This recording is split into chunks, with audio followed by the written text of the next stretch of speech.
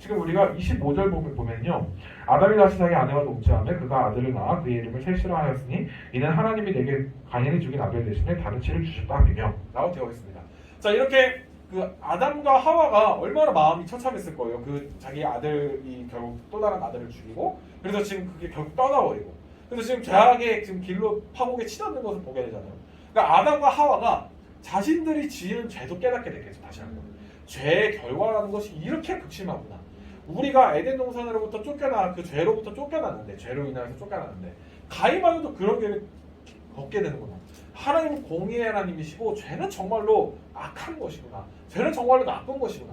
다시 한번 죄가 얼마나 심각하고 부정적이고 그 죄를 우리가 떠나야만 하는 것인지 그 죄가 얼마나 나쁜 것인지를 다시 한번 기억하게 될 것입니다. 우리의 삶의 자리에서도요.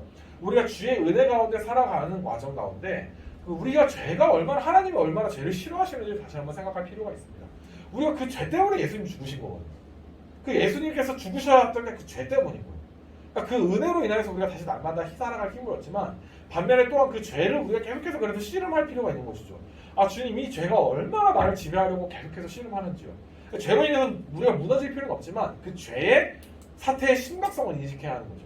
주님 죄악이 얼마나 거센지 모릅니다. 죄악이 계속해서 내 마음을 얼마나 뒤져보려고 하는지 모릅니다. 죄가 얼마나 나를 주도하려고 나를 계속해서 내 영혼을 혹사시키고 내 영혼을 잡아 뭉개려고 하는지 모릅니다. 이 죄로부터 주님 나를 제발 붙잡아 주십시오. 나를 해방시켜 주십시오. 내가 주님을 정말 따라 살기를 원합니다. 이렇게 계속 나아야 하는 것입니다. 그래서 우리는요 주님 앞에 나아가기까지 죄와 항상 씨름하는 존재들인 거예요. 그렇죠? 우리 주님이 주신 은혜로 살아가지만 또한 우리가 죄와 씨름하는 자들입니다. 그렇기 때문에 우리 가운데 성장이 있는 거예요. 그리스도인들은요 성장해야 합니다. 성장해야 마땅한 거죠. 성장하는 것이죠. 왜요? 그리스도인은 죄와 씨름하기 때문에 자신의 죄를 그냥 없이 하거나 나는 죄 없어 몰라 그냥 무조건 난 짱이야 이렇게 나오고 내가 주인이야 사실은 거의 하나님의 자녀지만 완전 자기가 하나님 밑에 있는 거예요. 모두가 다 그렇게 하는 거예요. 그 하나님의 시선으로 모든 사람을 다 판단하고 다 쓸어내버리고 마치 자기가 거의 하나님인 것처럼 살아갈 수도 있는 거죠. 근데 그래서는 안 됩니다. 그리스도인일수록 죄를 더 깊이 인식하고 은혜를 깊이 아는 만큼 죄성에 대해서 깊이 인식하고 그렇기 때문에 성장하고 그로 인해서 죄를 돌이키고 그로 인해서 더 주 앞에 의지하는 삶이 되는 것이죠. 그래서 그리스도인의 삶은 당당하지만 겸손한 삶이 되어야 하는 것이죠.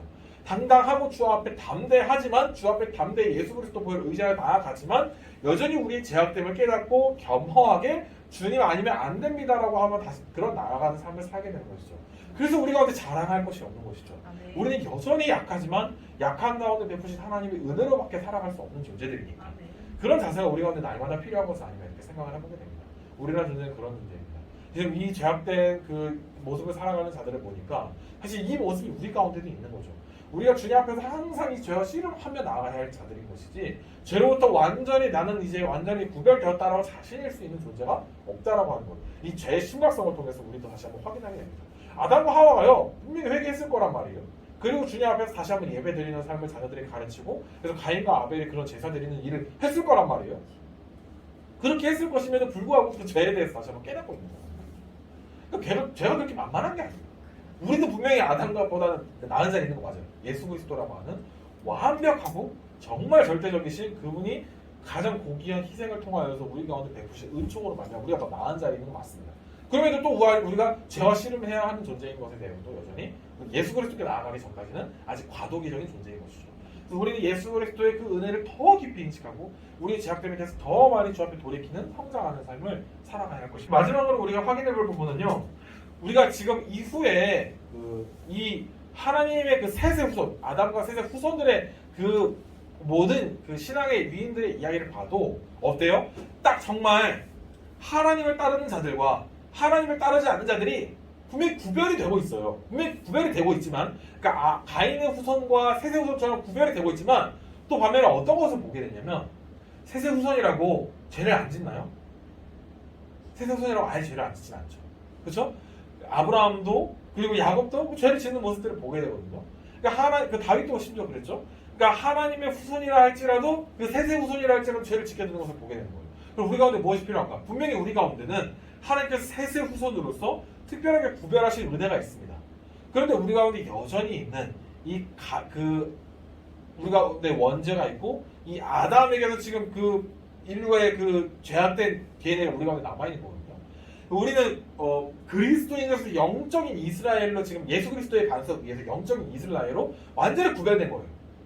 그러니까 우리가 그리스도인으로서 완전히 구별된 것이죠. 그러면서 동시에 뭐 어떤 면에서는 죄를 짓는 일에서는 구별이 안 되기도 합니다. 우리는 앞에서 중간에 말씀드렸던 것처럼 그리스도인이기 때문에 날마다 더 주 앞에 나아가는 삶이 되어야 할 것입니다. 우리를 구별하신 주의 특별하신 그 은혜를 기억하며 또한 우리도 여전히 연약한 그 세상 사람들과 관계없는 죄를 짓는 사람들임을 다시 한번 깨닫고 주님 우리가 저 그리스도이지 않은 사람 그리스도인이 아닌 사람들 보면서 교만할 게 없군요. 우리를 특별하게 구별하셨지만 유대인들 사실 그런 실수를 저지르거든요. 그들이 특별하게 구별하셨기 때문에 다른 사람들을 정죄하거든요. 우리를 특별하게 구별하신 그 은혜에 감사하면서 우리도 정죄하지 않는 사람이 되어야 하고 주의 은혜 가운데 그들을 긍휼히 여길 수 있는 사람이 되어야 하죠. 우리 이 시간에 기도하실 때에 주님 우리를 특별히 구별하시고 또 우리 자녀들도 그렇게 특별히 구별하기 원하시는 주님의 은혜를 기억합니다. 주님 우리가 가는 곳마다 주의 복음이 흘러가는 통로가 되게 해주시기를 원합니다. 우리가 주의 복음의 통로가 되게 하시고 우리가 가는 곳이 비로소 주의 이름을 부르는 곳이 되게 하시기를 원합니다. 이렇게 우리를 특별하게 구별하셨음에도 불구하고 여전히 우리 가운데 남아있는 죄악들이 있다면 그 죄악으로부터 주님께서 우리를 돌이키시길 원합니다. 우리가 더 정말로 구별된 자로서 정말로 성숙한 자로서 그 사람들이 볼 때에 본이 되는 자로서 그런 우리의 삶의 준비됨이 있도록 인격적으로 또 우리의 삶의 모든 면에 있어서 그런 준비된 자들의 삶이 될 수 있도록 그래서 우리 같이 기도하시면서 주님의 도우심 구하며 나아가도록 하겠습니다. 기도합니다.